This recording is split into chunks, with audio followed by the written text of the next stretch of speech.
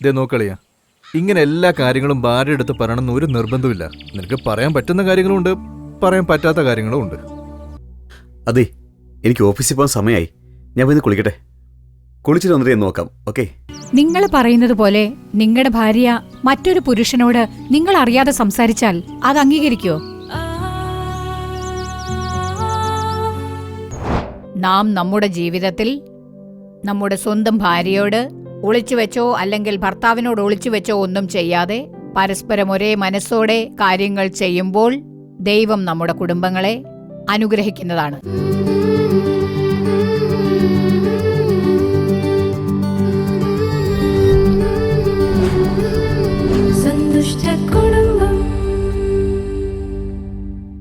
പ്രിയപ്പെട്ട നല്ല വീട് പ്രേക്ഷകർക്ക് യേശുക്രിസ്തുവിന്റെ മധുരമുള്ള നാമത്തിൽ നിങ്ങൾക്ക് ഞങ്ങളുടെ സ്നേഹാശംസകൾ. ഓരോ ആഴ്ചയും ഈ നല്ല വീട് എന്ന പരിപാടിയിലൂടെ നിങ്ങളെ കാണുന്നതിൽ ഞങ്ങൾക്ക് സന്തോഷമുണ്ട്. കുടുംബങ്ങൾ രക്ഷിക്കപ്പെടണം, കുടുംബങ്ങൾ അനുഗ്രഹിക്കപ്പെടണം, കുടുംബങ്ങളിൽ ഉണർവുണ്ടാകണം എന്നുള്ള ലക്ഷ്യത്തോടെ ഈ പരിപാടി കർത്താവ് തന്നെ ഏറ്റെടുത്ത് നടത്തുകയാണ്. ഇന്നത്തെ പരിപാടിയിൽ ഭാര്യയോട് ഒളിച്ചു വെക്കരുത് എന്നുള്ള തലക്കെട്ടിലുള്ള പരിപാടിയാണ് നാം കാണാൻ പോകുന്നത്. നമ്മുടെ ആരോഗ്യം നന്നായിരിക്കണമെങ്കിൽ ഡോക്ടറോട് ഒന്നും ഒളിച്ചു വെക്കരുത് എന്ന് പറയാറുണ്ട്. കുടുംബങ്ങളിൽ സമാധാനം നിലനിൽക്കണമെങ്കിൽ ഭാര്യയോട് ഒന്നും ഒളിച്ചു വെക്കാൻ പാടില്ല. അങ്ങനെ ഒളിച്ചു വെച്ചാൽ കുടുംബത്തിലെ ഐക്യത നഷ്ടപ്പെടും, കുടുംബത്തിന്റെ സമാധാനവും നഷ്ടപ്പെടും. ദൈവമക്കളായ നമ്മൾ പരസ്പരം എല്ലാ കാര്യങ്ങളും പങ്കുവെച്ച് തുറന്ന മനസ്സോടെ ജീവിക്കണം. ദൈവം തീർച്ചയായും നമ്മുടെ കുടുംബങ്ങളെ അനുഗ്രഹിക്കും. ഇപ്പോൾ നമുക്ക് ആദ്യം ജ്യോതി ചേച്ചി എന്ന നാടകം കാണാം.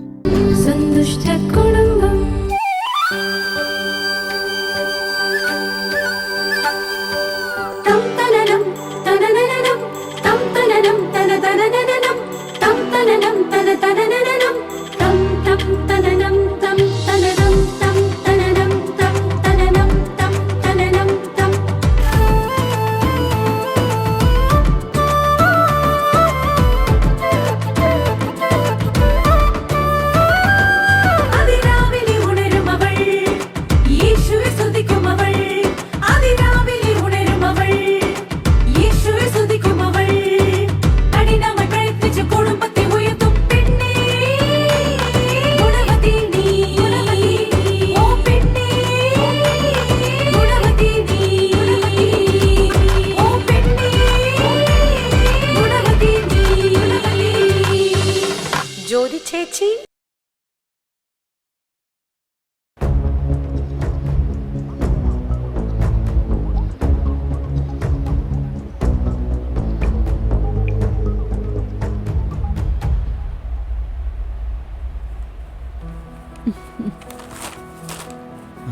അതെ, ഈ ഫോൺ ഒന്ന് ചാർജ് ചെയ്യാൻ വെച്ചേക്കെ. എന്താ ഏട്ടാ ഇത്? സെല്ല് സ്വിച്ച് ഓഫ് ആണല്ലോ. സ്വിച്ച് ഓഫ് ആയതാണോ അതോ സ്വിച്ച് ഓഫ് ചെയ്തതാണോ? കുറച്ച് ദിവസം ഞാൻ ശ്രദ്ധിക്കാം നിങ്ങളെ. സ്വിച്ച് ഓഫ് ചെയ്തിട്ടേ നിങ്ങൾ ഫോൺ ചാർജിലിടുന്നുള്ളൂ. എന്താ അത്? സ്വിച്ച് ഓഫ് ചെയ്ത് ചാർജ് ചെയ്താൽ ചാർജ് പെട്ടെന്ന് കയറും, അതുകൊണ്ടാ. നീ പോയി ചാർജ് ചെയ്യേ. ശരി.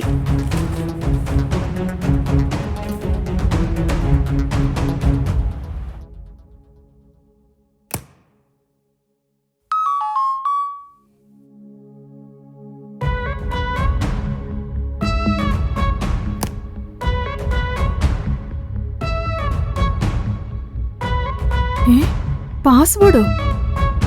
ഇതെന്താ പുതിയ ശീലങ്ങള്?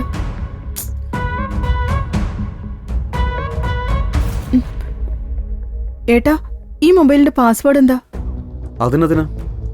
എന്തോ മെസ്സേജ് വന്നു. ഓൺ ചെയ്ത് നോക്കിയപ്പോ പാസ്വേഡ് ചോദിക്കുന്നു, അതുകൊണ്ടാ ചോദിച്ചത്. അതാണ് കാര്യം. അത് ഞാൻ നോക്കിക്കോളൂ.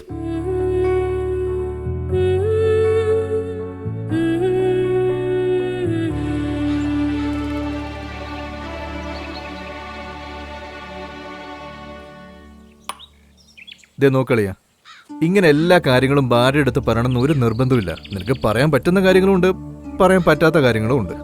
കൃത്യമായിട്ട് പറഞ്ഞാൽ ഓഫീസിലെ കാര്യങ്ങൾ, അതുപോലെ ശമ്പളം, നിന്റെ കോണ്ടാക്ട്സ്, ഇതൊന്നും പറയേണ്ട ഒരു കാര്യമില്ല. ഇതൊക്കെ തെറ്റല്ലേടാ? ഇതിലെന്ത് തെറ്റാവുള്ളത്? നിനക്ക് നിന്റേതായ പ്രൈവസി ഒക്കെ വേണ്ടേ? ഞാനാണെങ്കിൽ വീട്ടിൽ പോയാ ഒന്നുകിൽ ഞാൻ എൻ്റെ ഫോൺ സ്വിച്ച് ഓഫ് ചെയ്യും, അല്ലെങ്കിൽ ഞാനത് സൈലന്റ് ആക്കി വെക്കും. എൻ്റെ ഫോണിന്റെ പാസ്വേഡ് എൻ്റെ ഭാര്യയ്ക്ക് പോലും അറിയില്ല. ഇനി ചോദിച്ചാൽ തന്നെ ഞാനത് ഹാൻഡിൽ ചെയ്യും. നമുക്ക് നമ്മുടേതായ പ്രൈവസി ഒക്കെ ഇല്ലേ? ആ ഹലോ, എന്താ പറഞ്ഞേ? ആ ഫോട്ടോ അയച്ചിട്ടുണ്ടെന്നോ? ഇല്ല, വാട്സപ്പിലെയോ? ശരിടാ. അതെ, എനിക്ക് ഓഫീസിൽ പോകാൻ സമയമായി. ഞാൻ പോയി കുളിക്കട്ടെ. കുളിച്ചിട്ട് വന്നിട്ട് ഞാൻ നോക്കാം. ഓക്കെ, ശരിടാ.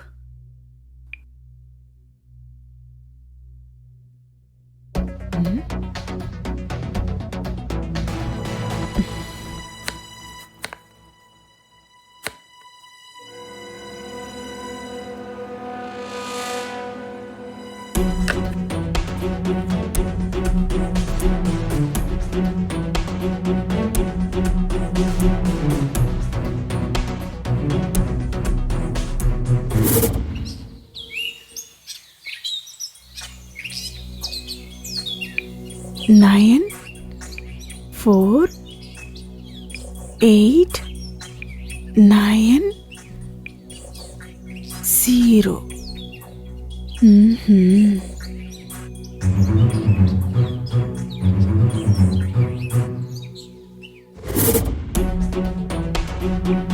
Nine, 4, 8, 9, 0.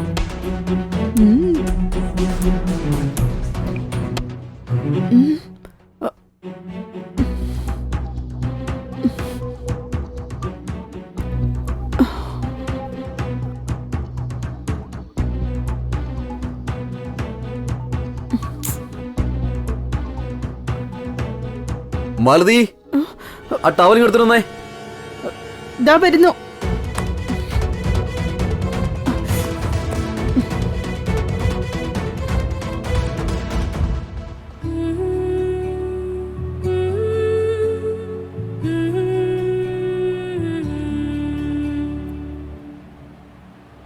എന്താ ഇത്? നീ എന്തിനാ ഇങ്ങനെ മോഹം വെറുപ്പിച്ചുകൊണ്ടിരിക്കുന്നേ?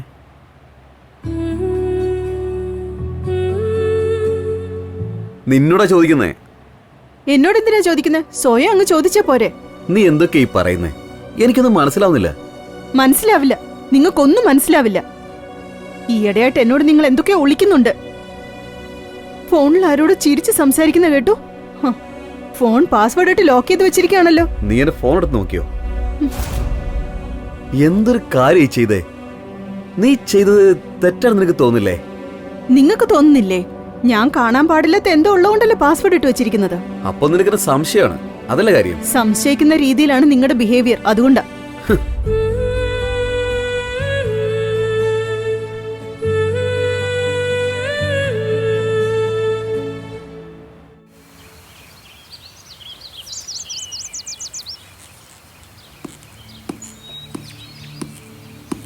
രഞ്ജിത്ത്, രഞ്ജിത്ത്. ആ സോറി ചേച്ചി, ഞാൻ ചേച്ചി കണ്ടില്ല. എന്താ വലിയ ആലോചനയിലാണല്ലോ, പക്ഷെ മുഖം എന്താ വാടിയിരിക്കുന്നേ? ചേച്ചി, കുറച്ചു നാളായിട്ട് മാലതിക്ക് എന്നെ വലിയ സംശയമാണ്.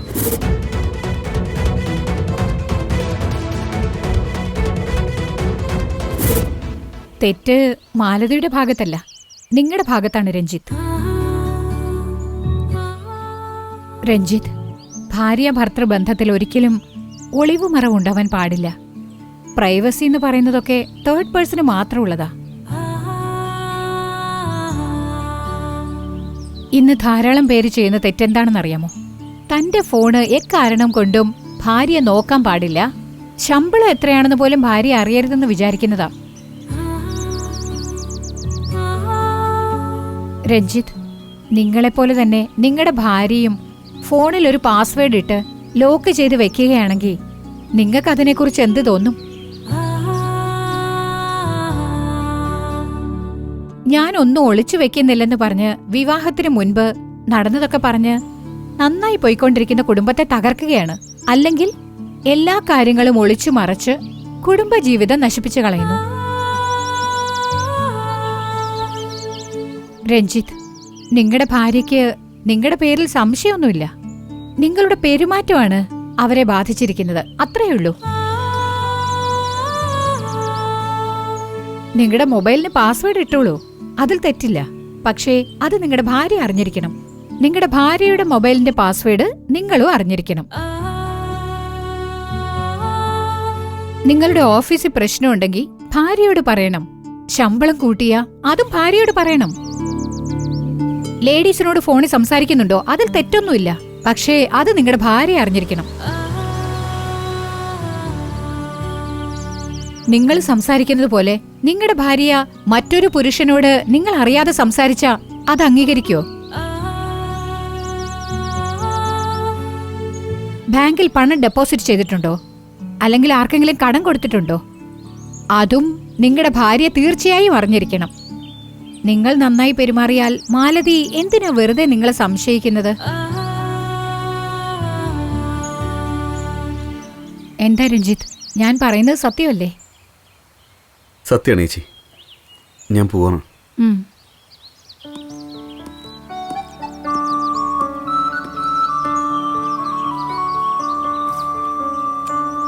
എൻ്റെ ഫോണിൻ്റെ പാസ്വേഡ് എൻ്റെ ഭാര്യയ്ക്ക് പോലും അറിയില്ല.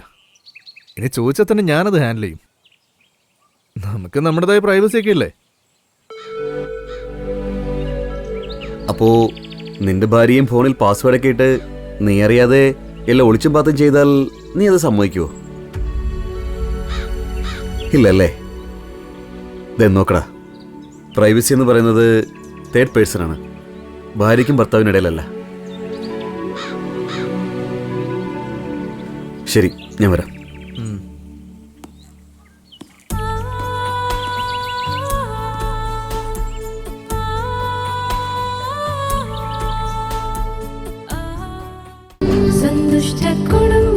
ജ്യോതി ചേച്ചി എന്ന നാടകം കണ്ടില്ലേ?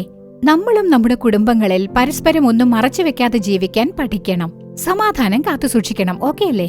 അടുത്തതായി സഹോദരി ജോയ്സ് ലാസറസ് അവർകൾ നിങ്ങൾക്കായി ദൈവ സന്ദേശം പങ്കിട്ട് നിങ്ങളുടെ അനുഗ്രഹത്തിനായി പ്രത്യേക പ്രാർത്ഥന നടത്തുന്നതാണ്. പ്രാർത്ഥനയോടെ ദൈവ സന്ദേശം കേൾക്കുക. നിങ്ങളും യഹോവയിൽ നിന്നും അനുഗ്രഹം സ്വന്തമാക്കുക.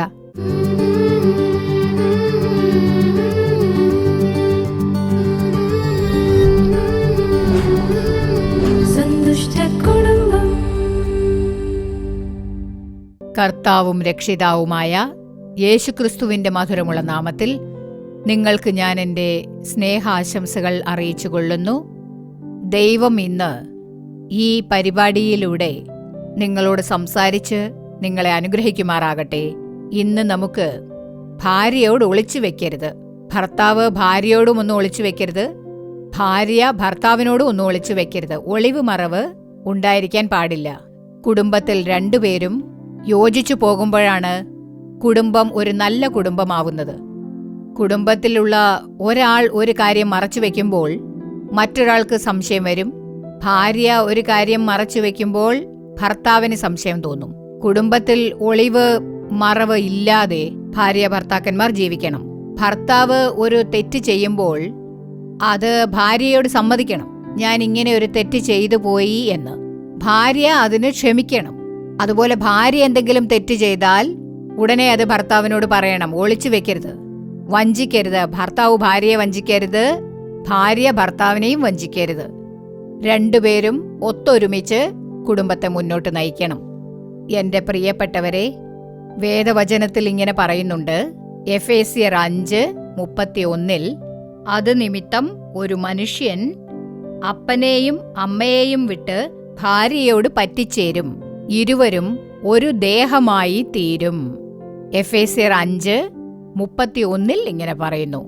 കുടുംബജീവിതത്തിൽ ഒളിവുമറ ഉണ്ടാവാൻ പാടില്ല. രണ്ടുപേരും പരസ്പരം സ്നേഹിച്ച് പരസ്പരം കാര്യങ്ങളെല്ലാം പങ്കുവെച്ച് സ്നേഹത്തോടെ കുടുംബത്തെ മുന്നോട്ട് കൊണ്ടുപോകണം. ഭാര്യയ്ക്ക് സംശയം തോന്നിക്കഴിഞ്ഞാൽ ഭർത്താവിനെ ടോർച്ചർ ചെയ്തുകൊണ്ടേയിരിക്കും. ഭർത്താവിന് സംശയം തോന്നിയാൽ ഭാര്യയെ ടോർച്ചർ ചെയ്തുകൊണ്ടേയിരിക്കും.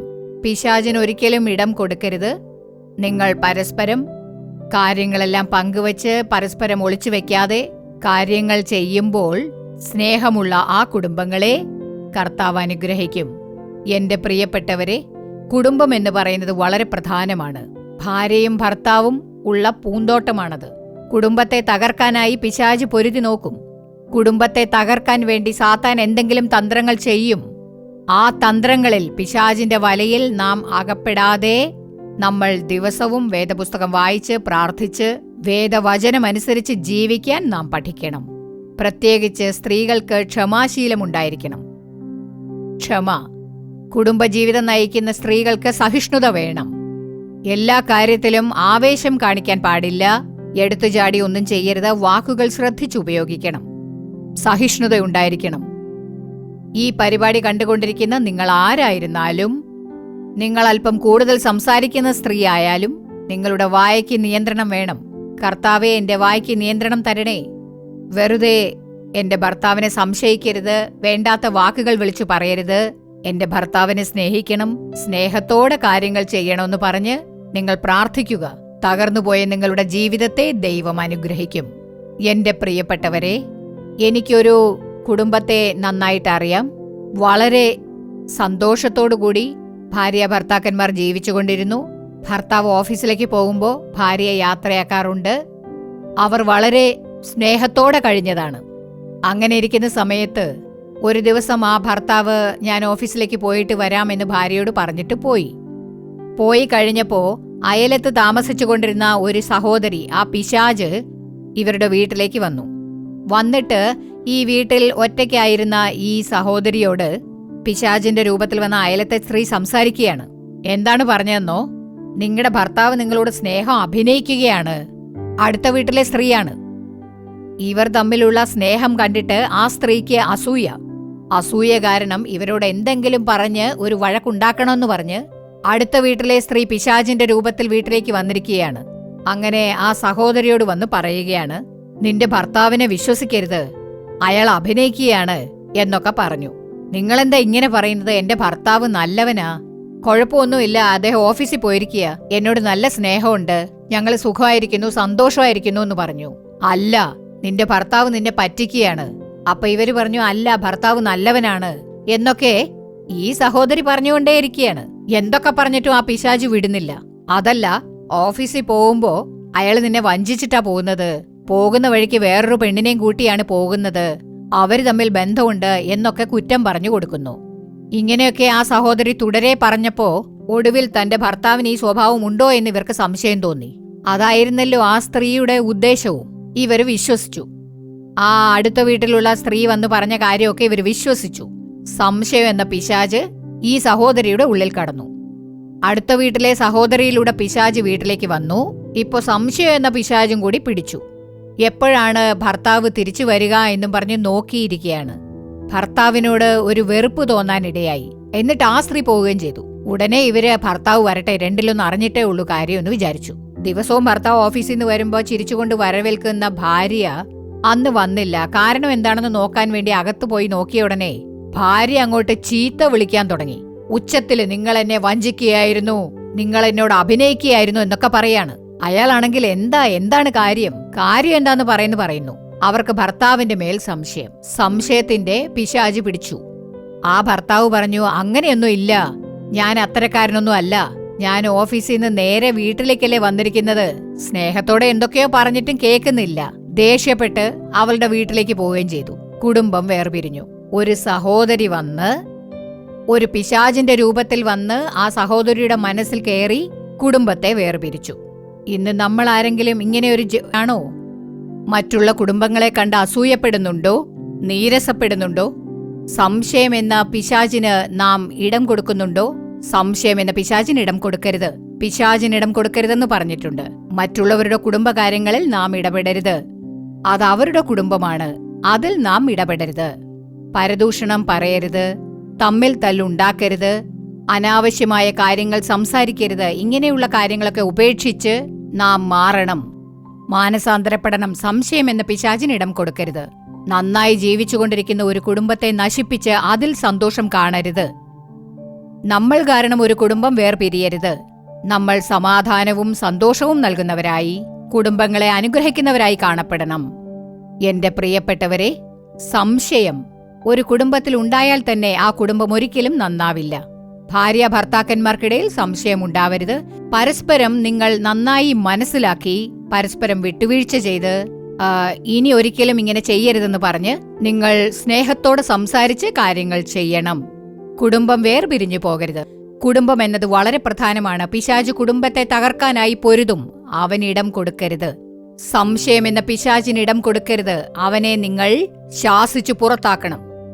നാം നമ്മുടെ ജീവിതത്തിൽ ഒരിക്കലും ഭർത്താവ് ഭാര്യയിൽ നിന്നും ഒളിച്ചുവെച്ച് ഒന്നും ചെയ്യാൻ പാടില്ല. നമ്മൾ ഏക മനസ്സോടുകൂടി കാര്യങ്ങൾ ചെയ്യുമ്പോൾ ദൈവം നമ്മുടെ കുടുംബങ്ങളെ അനുഗ്രഹിക്കുന്നതാണ്. യേശുവിനെ മാത്രം എപ്പോഴും മുൻപന്തിയിൽ വെച്ച് കാര്യങ്ങൾ ചെയ്യുമ്പോൾ ദൈവം നമ്മെ അനുഗ്രഹിക്കും. നമ്മുടെ ജീവിതത്തിൽ ദൈവം കരുതിയിരിക്കുന്ന അനുഗ്രഹങ്ങളെ നമുക്ക് സ്വന്തമാക്കാൻ സാധിക്കും. കർത്താവ് നമ്മുടെ ജീവിതത്തിൽ വൻ കാര്യങ്ങൾ ചെയ്യുമാറാകട്ടെ. നമുക്കിപ്പോൾ പ്രാർത്ഥിക്കാം. സ്നേഹമുള്ള പരമപിതാവേ, അങ്ങേക്ക് നന്ദി അർപ്പിക്കുന്നു യേശുവേ. അങ്ങയെ സ്തുതിക്കുന്നു, അങ്ങേക്ക് സ്തോത്രം അർപ്പിക്കുന്നു. ഈ നല്ല പ്രാർത്ഥനാ വേളയ്ക്കായി അങ്ങേക്ക് നന്ദി അർപ്പിക്കുന്നു യേശുവേ. പരിശുദ്ധാത്മാവ് ഞങ്ങളുടെ ഇടയിൽ സഞ്ചരിക്കുന്നതിനായി അങ്ങേക്ക് നന്ദി അർപ്പിക്കുന്നു. അങ്ങ് കുടുംബങ്ങളെക്കുറിച്ച് സംസാരിക്കുന്നു യേശുവേ. കർത്താവെ, അനേകം കുടുംബങ്ങളെ തകർക്കാനായി പിശാച് പോരാടുകയാണ്. മനുഷ്യരെ അവൻ ആയുധമായിട്ട് ഉപയോഗിക്കുകയാണ്. കർത്താവെ, കുടുംബങ്ങളെ ഭിന്നിപ്പിക്കുന്ന, കുടുംബങ്ങളിൽ സംശയത്തെ കൊണ്ടുവരുന്ന, കുടുംബത്തിൽ അവിശ്വാസത്തിനായി പ്രേരിപ്പിക്കുന്ന, കുടുംബത്തിൽ വെറുപ്പുളവാക്കുന്ന ദുഷ്ടനായ പിശാചിനെ യേശുവിന്റെ നാമത്തിൽ ശാസിക്കുകയാണ്. യേശുവെ, വേർപിരിഞ്ഞ കുടുംബങ്ങളെ ഈ പ്രാർത്ഥനാ വേളയിൽ അങ്ങ് ഒന്നിപ്പിക്കണമേ. ഭാര്യാഭർത്താക്കന്മാരെ അങ്ങ് ഒന്നിപ്പിക്കണമേ. ഭാര്യാഭർത്താക്കന്മാർക്കിടയിൽ ഒളിവുമറവില്ലാത്ത വിധം കർത്താവെ, ഇരുവരും ഒരു ദേഹമായി തീർന്ന് കുടുംബത്തെ പടുത്തുയർത്താൻ കർത്താവ് കൃപ നൽകണേ. ദൈവമേ, ഒരു നല്ല കുടുംബം പടുത്തുയർത്താനുള്ള കൃപയും ജ്ഞാനവും അങ്ങ് ഇവർക്ക് നൽകി വഴി നയിക്കണമേ. ദൈവമേ, അങ്ങേക്ക് പ്രഥമസ്ഥാനം നൽകി, കുടുംബത്തിലുള്ളവർ അങ്ങേക്ക് പ്രഥമസ്ഥാനം നൽകി അങ്ങയുടെ സാക്ഷിയായി നിൽക്കുമാറാകട്ടെ. കർത്താവെ, എന്റെ കുടുംബത്തിലുള്ള അസ്വസ്ഥതകളെല്ലാം മാറട്ടെ എന്ന് പറഞ്ഞ് പ്രാർത്ഥിക്കുന്ന സഹോദരിമാരോട് കരുണ തോന്നണമേ. ഇവരോട് അങ്ങേക്ക് മനസ്സലിവ് തോന്നണമേ. കുടുംബത്തിലുള്ള വേർപിരിവിന്റെ ആത്മാവുകൾ യേശുവിന്റെ നാമത്തിൽ വിട്ടൊഴിഞ്ഞു പോകട്ടെ. അങ്ങയുടെ നാമത്തിൽ വേർപിരിഞ്ഞിരിക്കുന്ന കുടുംബങ്ങൾ ഒന്നിച്ചു ചേരട്ടെ. കുടുംബത്തിൽ സമാധാനവും ഐക്യവും ഉണ്ടാകട്ടെ. അനുഗ്രഹമുണ്ടാകട്ടെ. കർത്താവെ, അങ്ങിവരെ അനുഗ്രഹിക്കുന്നതിനായി അങ്ങേക്ക് നന്ദി അർപ്പിക്കുന്നു. കർത്താവെ, എല്ലാ സ്തുതിയും മാനവും മഹിമയും അങ്ങേക്ക് മാത്രം അർപ്പിക്കുന്നു. യേശുക്രിസ്തുവിന്റെ നാമത്തിൽ പ്രാർത്ഥിക്കുന്നു, നല്ല പിതാവേ. ആമേൻ, ആമേൻ. എന്റെ പ്രിയപ്പെട്ടവരെ, കുടുംബം വളരെ പ്രധാനമാണ്. നല്ല വീട് എന്ന ഈ പരിപാടി അതിനുവേണ്ടിയാണ് ഒരുക്കിയിരിക്കുന്നത്. പരിപാടി നിങ്ങൾ കാണുന്നുണ്ടല്ലോ, അത് നിങ്ങളുടെ ജീവിതത്തിൽ പ്രാവർത്തികമാക്കണം. പ്രത്യേകിച്ച് സ്ത്രീകൾക്ക് ഇതിൽ വളരെ ശ്രദ്ധ വേണം. മറ്റുള്ളവരുടെ വാക്കുകൾ വിശ്വസിക്കരുത്. ഭർത്താവിനെ വിശ്വസിക്കണം.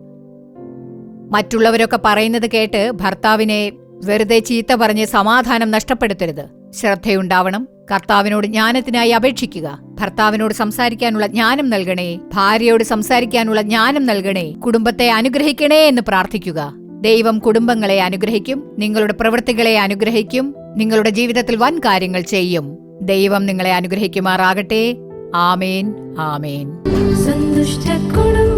പ്രിയമുള്ളവരെ, ഇന്നത്തെ പരിപാടി നിങ്ങൾക്ക് അനുഗ്രഹപ്രദമായിരുന്നിരിക്കും എന്ന് ഞങ്ങൾ വിശ്വസിക്കുന്നു. നിങ്ങൾക്ക് ലഭിച്ച നന്മകളെക്കുറിച്ചും അനുഗ്രഹങ്ങളെക്കുറിച്ചും ഞങ്ങളെ അറിയിക്കാൻ മറക്കരുത്. നിങ്ങളുടെ പ്രാർത്ഥനാക്കുറിപ്പുകൾ എന്തുതന്നെയായാലും അത് കത്തുകളിലൂടെയോ ഇമെയിലിലൂടെയോ ഞങ്ങളെ അറിയിക്കുക. നിങ്ങൾക്കായി പ്രാർത്ഥിക്കാനും ഉപദേശങ്ങൾ നൽകാനും സഹോദരൻ മോഹൻ സി ലാസറസ് അവറുകളും ശുശ്രൂഷകരും തയ്യാറായിരിക്കുകയാണ്. സത്യം ടിവിയിലും ജീസസ് റിഡീംസ് സോഷ്യൽ മീഡിയ പ്ലാറ്റ്ഫോമിലും സംപ്രേഷണം ചെയ്യാനിരിക്കുന്ന വരുവിൻ പ്രാർത്ഥിക്കാം എന്ന പരിപാടി മറക്കാതെ കാണുക. വീണ്ടും അടുത്തയാഴ്ച ഇതേ സമയം ഇതേ പരിപാടിയിലൂടെ കാണാം. അതുവരെ ദൈവകൃപ നിങ്ങളോടൊത്തുണ്ടാകുമാറാകട്ടെ. For further details and prayer support, contact Jesus Redeems Ministries, Nalumavudi, Thuthukudi District, 628-211. Our phone number 04639 353535.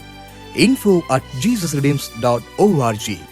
Our website www.jesusredeems.com. God bless you.